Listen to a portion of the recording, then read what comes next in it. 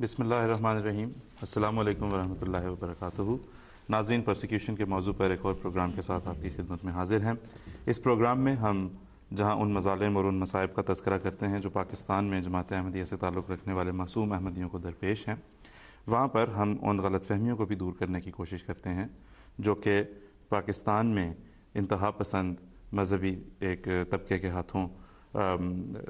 جن کا پرچار کیا جاتا ہے اور جنہیں جو جماعت احمدیہ کی تعلیمات کو غلط طریقے سے بیان کر کے لوگوں کو مشتعل کیا جاتا ہے تاکہ وہ جماعت احمدیہ سے تعلق رکھنے والے معصوم احمدیوں کو ظلم اور زیادتی کا نشانہ بنائیں. لیکن یہاں پہ اس چیز کی وضاحت بھی ضروری ہے کہ جو ہم ان مظالم اور ان مصائب کا تذکرہ کرتے ہیں تو وہ خدا نخواستہ کسی شکوے شکایت کے رنگ میں ہم نہیں کرتے، کیونکہ ہم نے تو بانی جماعت احمدیہ حضرت اقدس مرزا غلام احمد قادیانی علیہ السلام سے ہم نے یہی سیکھا ہے کہ ہر طرح کی فریاد ہم خدا تعالیٰ کے آستانے پر پیش کرتے ہیں اور خدا تعالیٰ ہماری فریادوں کو سنتا بھی ہے. اور اس کا مقصد واحد صرف یہ ہوتا ہے ان مظالم اور ان مصائب کے تذکرے کا کہ ایک تو یہ کہ اویئرنیس ریز کی جائے، لوگوں کو معلوم ہو کہ کس طرح سے ایک بے گناہ اور معصوم طبقے کو صرف اس لیے مظالم کا نشانہ بنایا جا رہا ہے کہ وہ حضرت اقدس محمد مصطفیٰ صلی اللہ علیہ وسلم کی تعلیمات پر عمل کرتے ہوئے آخری زمانے کے امام یعنی مسیح موعود و مہدی موعود پر ایمان لے کر آئے ہیں. اور ساتھ یہ کہ ان غلط فہمیوں کو بھی دور کیا جائے جو کہ جھوٹے پروپیگنڈا کے ذریعے سے پھیلائی گئی ہیں. تو آج کے پروگرام کا ہم آغاز کرتے ہیں. آج ہمارے پروگرام کے پینل میں تشریف فرما ہے مکرم محترم مولانا لائق احمد طاہر صاحب. آپ جماعت احمدیہ ہڈرزفیلڈ برطانیہ میں مربی سلسلہ کے طور پر خدمات کی توفیق پا رہے ہیں، اور نصیر احمد قمر صاحب جو کہ ہفت روزہ الفضل انٹرنیشنل لنڈن کے مدیر اعلیٰ ہیں اور ایڈیشنل وکیل الاشاعت کے طور پہ بھی خدمت کی توفیق پا رہے ہیں. اور آپ کے ساتھ تشریف رکھتے ہیں مکرم محترم مشہود اقبال صاحب، سولیسیٹر ایڈوکیٹ.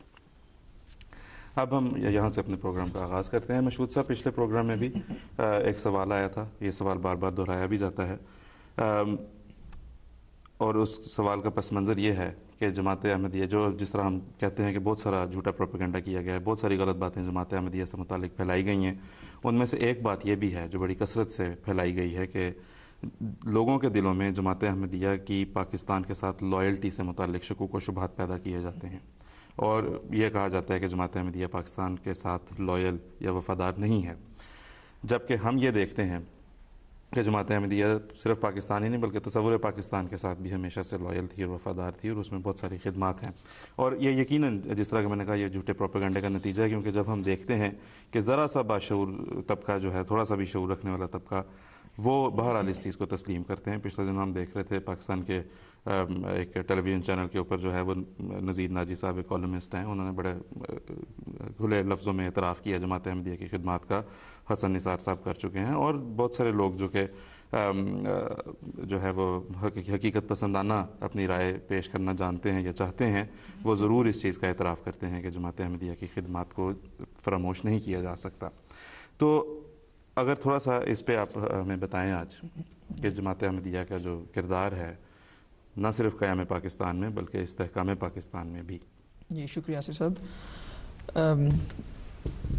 کس رنگ میں جماعت احمدیہ نے پاکستان موومنٹ کی اس وقت مدد کی، یہ تو ایک کافی لمبا ٹاپک ہے،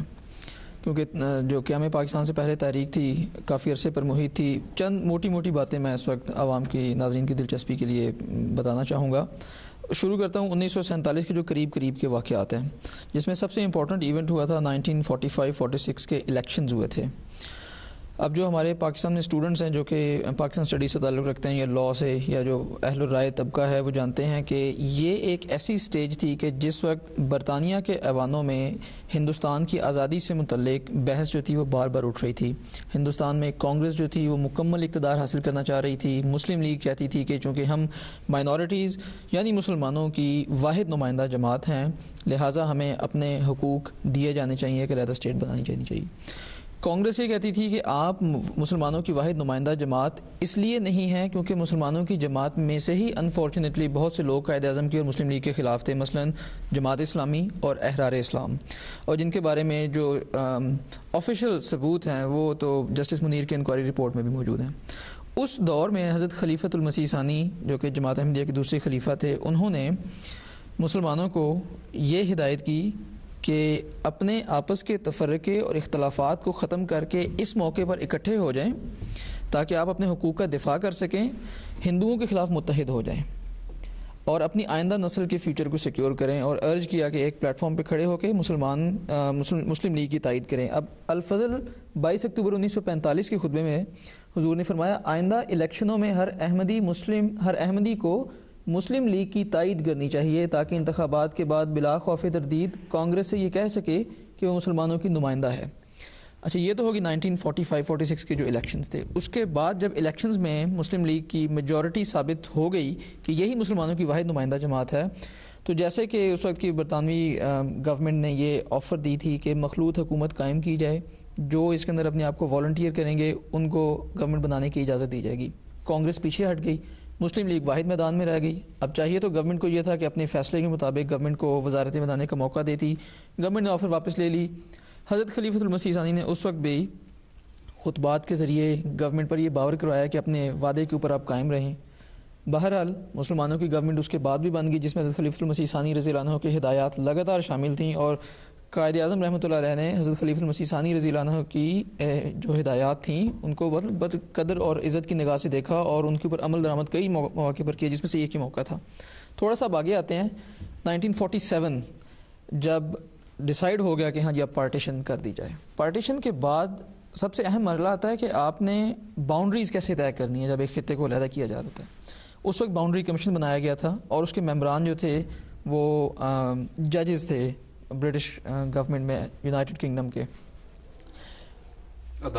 عدالتوں کے ججز تھے۔ اب چونکہ نہرو صاحب کی کافی زیادہ انوالومنٹ تھی برٹش پالیٹکس کے اندر بھی، اور اس وقت کے جو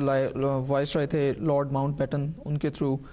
تفصیل لمبی ہے اس کی، بہرحال قصہ مختصر یہ کہ جو ججز تھے ان کی لائلٹی جو تھی نا وہ امپارشل نہیں تھی،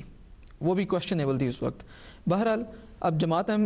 مسلم لیگ کا کیس پریپیئر کر کے باؤنڈری کمیشن کے سامنے پیش کرنا تھا اور بتانا تھا کہ مسلمانوں کے حقوق کے تحت یہ باؤنڈریز مطلب اس طریقے سے ہونی چاہیے۔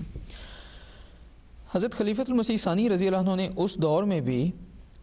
جماعت کی مسلم لیگ کی بے پناہ خدمت کی۔ وہ اس طرح سے کہ جو لٹریچر تھا باؤنڈری کمیشن، باؤنڈری سے متعلق جو دنیا میں اس وقت مستند مانا جاتا تھا، وہ جماعت نے اپنے خرچ کے اوپر منگوایا، جو خاص طور پہ عراق اور ترکی کے درمیان جو پارٹیشنز جن قواعد کے تحت ہوئیں، وہ پھر امریکہ میں جو باؤنڈری سے متعلق جو قوانین یا جو روایات ملتی تھیں وہ لٹریچر منگوایا۔ لنڈن اسکول آف اکنامکس کے ایک پروفیسر تھے، پروفیسر اسپیٹ، ان کو جماعت نے کانٹیکٹ کیا اور اپنے خرچ کے اوپر ہندوستان بلایا، اور پروفیسر اسپیٹ نے پھر چودھری ظفر اللہ خان صاحب جنہوں نے مسلم لیگ کے بہاف پر باؤنڈری کمیشن کے سامنے کمیشن کا یہ کیس پیش کیا باؤنڈریز کے متعلق، ان کو مطلب کافی ان کی معاونت کی اور کیس اس میں پریپیئر کیا۔ حضرت خلیفۃ المسیح ثانی رضی اللہ عنہ انہوں نے ڈائریکٹ ذاتی انٹرسٹ لیتے ہوئے اور خود حضرت خلیفۃ المسیح حضرت چودھری ظفر اللہ خان صاحب کو ہدایات دیں کہ باؤنڈری کمیشن کے سامنے آپ کیس ان طریق کے اوپر پیش کریں، اور ظاہری بات ہے کہ قائد اعظم کے دستے راز تھے چودھری ظفر اللہ خان صاحب جو اس کیس کو پیش کر رہے تھے۔ بہرحال اب جو انڈیپینڈنٹ اخبارات تھے اس دور کے جن کا جماعت احمدیہ سے قریب کا بھی تعلق نہیں تھا، انہوں نے بھی چودھری ظفر اللہ خان صاحب کی اس خدمت کو سراہا اور بتایا کہ جس خوبصورتی اور مہارت کے ساتھ آپ نے یہ کیس پیش کیا باؤنڈری کمیشن کے سامنے قابل تعریف ہے۔ اب چونکہ چودھری ظفر اللہ خان صاحب کا ذکر بھی آ گیا اس سلسلے میں، اس وقت چودھری صاحب فیڈرل کورٹ آف انڈیا کے جج تھے، یہ اس وقت سپریم کورٹ تھی یہاں بر صغیر پاک و ہند کی۔ اس عدالت کے جج ہوتے ہوئے جو آبجیکٹو جو قرارداد پاکستان تھی اس کی جو پروف ریڈنگ تھی وہ چودھری صاحب نے کی، اور اس کو مطلب فائن لائن اور اس کی ٹریمنگ وغیرہ کی۔ اس سے پہلے بھی آپ دیکھیں کہ گول بیس کانفرنسز کے اندر چودھری صاحب نے حضرت خلیفۃ المسیح ثانی رضی اللہ عنہ کی ہدایات کے اندر مسلم لیگ کے موقف کی نمائندگی کی۔ تھوڑا سا اور پیچھے آ جائیں، نہرو رپورٹ جو سب جانتے ہیں کہ مسلمانوں کے مفادات کے کتنے خلاف تھی وہاں پر اور کتنی باعث تھی، کانگریس کے حق میں تھی۔ حضرت خلیفۃ المسیح ثانی نے اس کے اوپر لگاتار کئی خطبات دیے، مضامین تحریر کیے اور اپنی بات ایوانوں تک پہنچائی۔ یہاں ایک یہ بڑی ہے ضروری چیز اس میں، بلکہ نصیر صاحب آپ بھی بتا سکیں گے کہ اس دور میں جس وقت حضرت مسلم موعود رضی اللہ تعالیٰ عنہ براہ راست رہنمائی فرمایا کرتے تھے تمام ہندوستان کے مسلمانوں کی، تو اس وقت لوگ بڑے قدر کی نگاہ سے الفضل اخبار کی طرف دیکھتے بھی تھے اور انہیں انتظار رہتا تھا، اگرچہ نیشنل میڈیا میں بھی حضرت مسلم موعود رضی اللہ تعالیٰ عنہ کا پیغام پہنچتا تھا، ریڈیو پہ حضرت مسلم موعود رضی اللہ تعالیٰ عنہ نے لیکچر ارشاد فرمائے، لیکن انہیں اس لحاظ سے بھی بڑا انتظار ہوتا تھا کہ دیکھتے ہیں کہ جماعت احمدیہ کے اس بارے میں اس وقت کیا رجحان ہے یا کیا اس کے بارے میں ملتی ہے رہنمائی ادھر سے۔ جی تو پھر اس وقت جب یہ پرابلم تھا بر صغیر کے سیاسی مسائل کا، جماعتیں اکٹھی نہیں ہو رہی تھیں. ابھی میں 1930 سے تھوڑا پہلے کی بات بتا رہا ہوں. ان دنوں میں سائمن کمیشن یہاں پہ برٹش گورنمنٹ نے بھیجا کہ یہاں کے حالات کا جائزہ لیا جائے اور ایک فارمولہ تجویز کیا جائے کہ جس کے تحت بر صغیر کے لوگوں کے حقوق کا تعین کیا جا سکے اور قانونی فارمولہ پیش کیا جائے. بہت سی جماعتوں کے اختلافات آپس میں تھے، کانگریس کے، مسلمانوں کے. حضرت خلیفۃ المسیح ثانی نے اس دور میں کتاب تحریر کی ہندوستان کے موجودہ سیاسی مسئلے کا حل، اور اس کے اندر کئی اطراف و جوانب سے اس بات کے جواب دیے. مختلف سوالات تھے. آزادی ملنی چاہیے، کس حد تک ملنی چاہیے، حقوق کیا ہونے چاہیے، کانسٹیٹیوشن کیا ہونے چاہیے، رائٹس، لبرٹیز، ریپرزنٹیشنز ایکسیٹرا. کتاب تحریر کر کے اور اس وقت کے